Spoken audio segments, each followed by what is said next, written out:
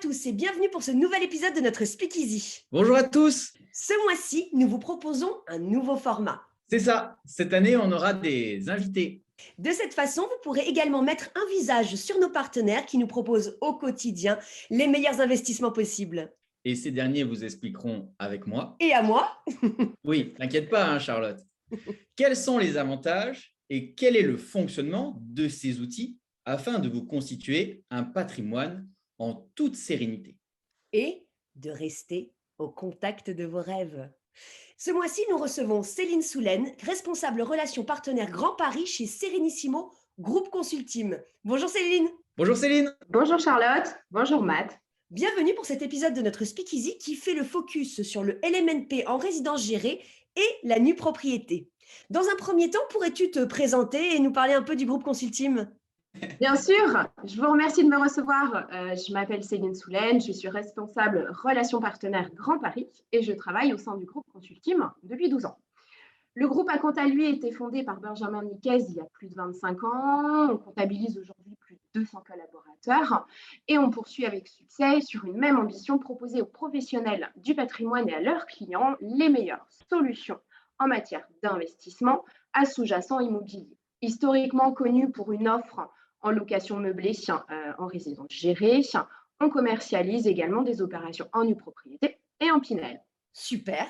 Alors, je t'explique. Le principe est simple, hein. On va te poser des questions par rapport à tes produits et tu devras nous répondre de façon claire et concise pour bien coller au timing. Allez, on passe aux questions.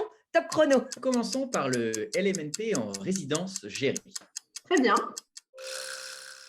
Alors, pour rappel, le LMNP est un investissement immobilier qu'on loue meublé. D'où son nom, loueur en meublé non professionnel. Du coup, Céline, peux-tu nous expliquer la différence qu'il y a entre l'investissement locatif standard, que tout le monde connaît, et votre proposition chez Consulting Group? Lors d'un investissement meublé locatif, les propriétaires consacrent énormément de temps, d'argent à meubler le logement, chercher des locataires, collecter le loyer ou encore même à réaliser des travaux. Ils s'exposent également au risque d'impayé ou à la vacance locative. Chez Consulting Group, c'est différent car l'investissement se fait au sein d'une résidence de service. Elle est gérée par un exploitant, elle propose au moins 3 services par hôtelier, l'accueil, la fourniture de linge, le nettoyage des locaux ou encore même la restauration. L'exploitant aura alors pour rôle de faciliter l'investissement et la vie de l'investisseur. C'est lui qui s'occupe de la gestion, l'entretien, la recherche d'occupants, la fourniture de services. Vous l'aurez compris, l'investisseur bénéficie d'un grand confort dans la gestion, d'une sécurisation de ses revenus. En somme, il n'a rien à faire, juste à percevoir les loyers. Effectivement, c'est bien vu et ça apporte de la sécurité à l'investissement. Du coup, quand on investit en résidence gérée, on loue à un professionnel. Et le professionnel, lui, il loue à qui?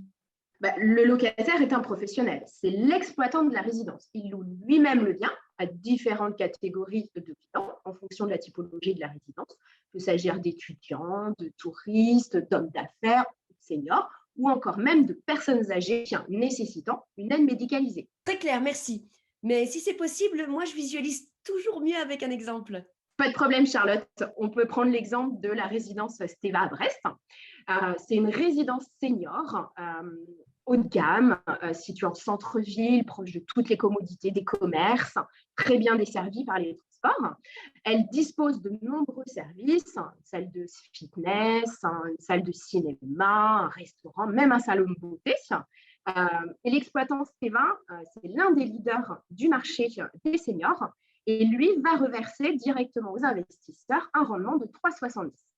C'est plus clair comme ça pour toi, Charlotte? Ah oui, c'est parfait, merci. Maintenant, Céline, est-ce que tu peux nous expliquer l'avantage du bail commercial pour l'investisseur? Avec plaisir.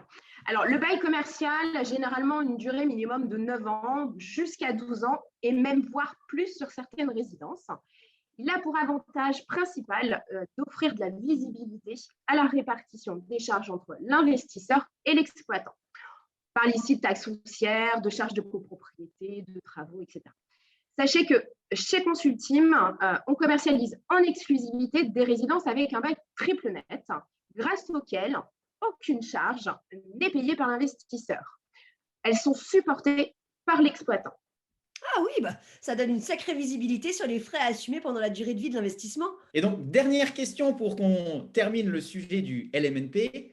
Céline, qu'est-ce que tu vas pouvoir nous dire concernant la fiscalité des loyers que l'on va encaisser et également la possibilité de réduction d'impôts? Il faut avoir à l'esprit que les loyers perçus en location meublée ne sont pas des revenus fonciers, mais des BIC, ce qu'on appelle des bénéfices industriels et commerciaux obéissant à une fiscalité particulière.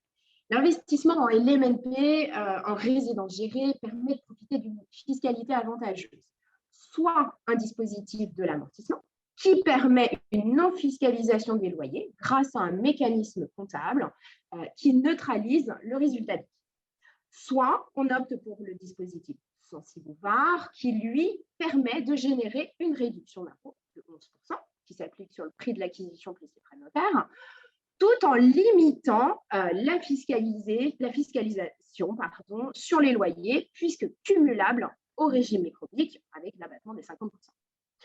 Les deux régimes sont avantageux, tout dépend finalement de la situation de l'investisseur ou du bien choisi. Maintenant, d'un point de vue pratique, si Charlotte elle décide d'investir en LMNP chez Serenissimo, quelles sont les étapes avant qu'elle touche ses premiers loyers? Charlotte, la première étape, finalement, ce serait que tu signes un contrat de réservation en électronique, puis obtenir ton financement en banque si tu optes pour une acquisition à crédit.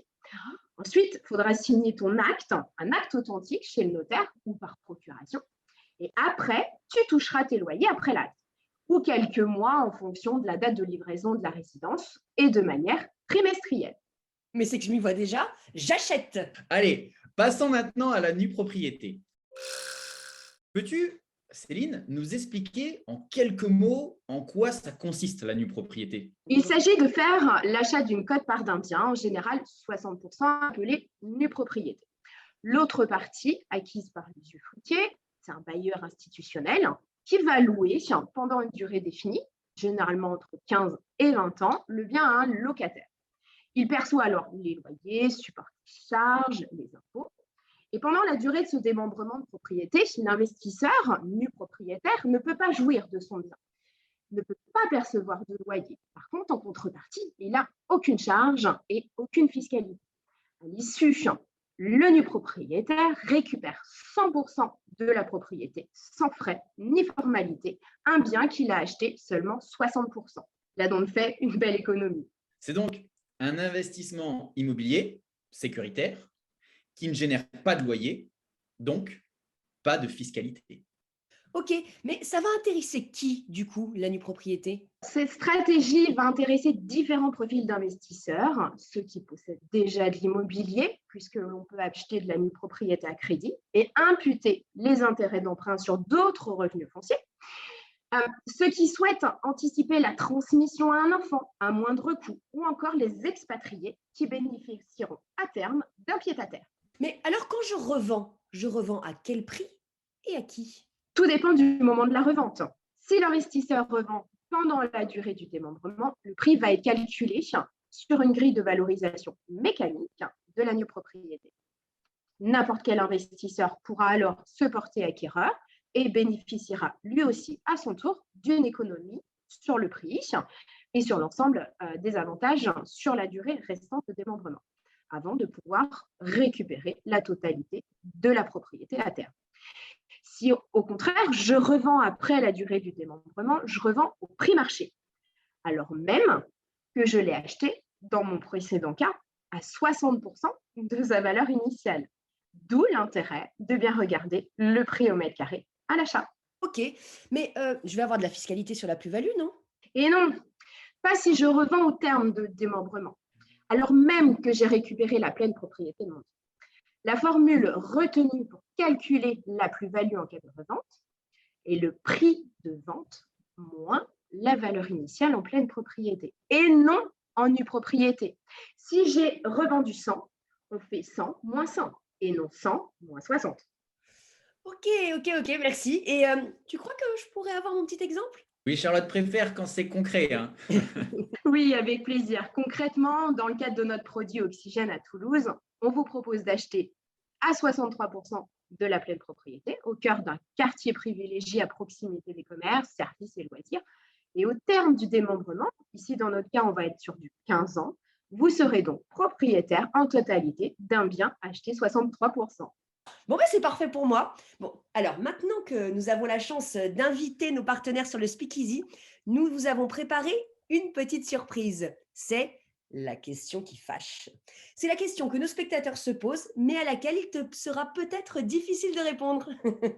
Alors, prête à relever le défi, Céline? Toujours prête? En immobilier, la comparaison du prix au mètre carré de l'ancien et du prix au mètre carré du neuf est toujours, on le sait, un sujet. Que répondrais-tu à un potentiel investisseur qui t'objecte le prix trop élevé du neuf par rapport à l'ancien? Alors, nous négocions toujours autant que possible avec nos partenaires promoteurs sur la cohérence du prix au mètre carré. Toutefois, important de soulever que l'écart entre le prix au mètre carré sur l'ancien et le neuf est très différent selon les localisations. C'est normal, ce n'est pas le même produit. Il n'est pas toujours cohérent de les comparer.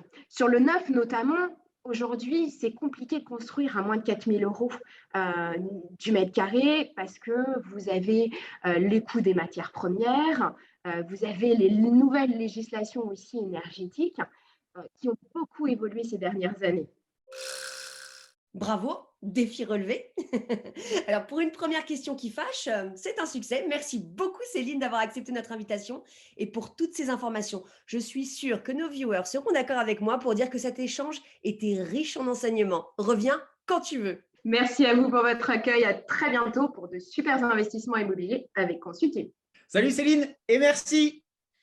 Voilà, et si vous voulez en savoir plus, appelez-moi, envoyez-moi un SMS ou un email et on regardera tout cela ensemble. Et si ce n'est pas moi, toute l'équipe de la Pérouse Finance est à votre disposition pour vous accompagner. C'est la fin de ce Speakeasy. Merci beaucoup de votre attention. On espère que ce nouveau format vous a plu. Si c'est le cas, n'hésitez pas à liker et partager la vidéo. On se retrouve le mois prochain et d'ici là, restez au contact de vos rêves.